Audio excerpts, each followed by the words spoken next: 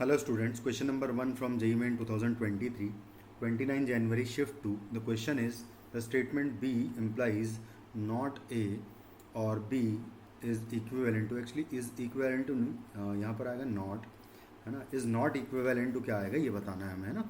तो सबसे पहला अगर देखें तो ये फर्स्ट ऑप्शन से तो सीधा सीधा इक्विवेलेंस प्रूव हो रहा है, क्योंकि B इम्प्लाइज इसको हम लोग A इम्प्लाइज B लिख सकते हैं, क्योंकि A इम्प्लाइज B इक्विवेलेंट होता है नॉट A और B के. ठीक है, कुछ इस तरीके से. और अगर ध्यान से देखा जाए तो मैं क्या करता हूँ, इसको पहले तो इसकी वैल्यू निकाल लेते हैं क्या आ रहा है. तो ये लिखा हुआ है B इम्प्लाइज नॉट A और B, और उसके बाद फिर मैं लिखूँगा नॉट B. जब इसको मैं लिखूँगा तो ये इक्विवेलेंट होगा नॉट B और नॉट A और B के.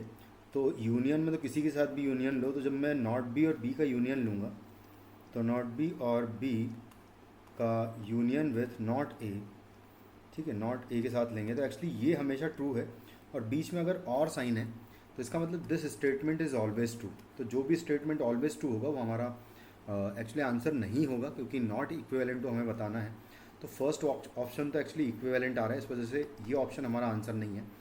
थर्ड ऑप्शन को मैं चेक करता हूँ. तो थर्ड ऑप्शन में हम लोग क्या करें, फिर सिमिलर पैटर्न में इसको भी ओपन कर लेते हैं. तो ये हो जाएगा नॉट ए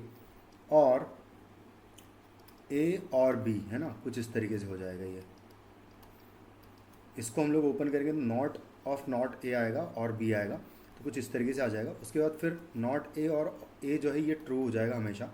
तो ट्रू के साथ और लेंगे अगर बी का तो ये हमेशा ट्रू आएगा. तो ये स्टेटमेंट भी ट्रू है हमेशा, तो ये हमारा आंसर नहीं है. और फोर्थ को भी अगर चेक करें इसी पैटर्न में तो ये हो जाएगा बी, एक्चुअली नॉट बी और ए और बी, है ना, कुछ इस तरीके से है. तो फिर से इन दोनों का जो यूनियन होगा वो ट्रू आ जाएगा ऑलवेज. तो ट्रू के साथ यूनियन लेंगे अगर ए का तो ये हमेशा ट्रू आएगा. तो ये स्टेटमेंट भी ट्रू हो गया, यानी कि ऑप्शन सेकेंड हमारा आंसर हो जाएगा, जो कि इसके इक्विवेलेंट नहीं होगा. Thank you.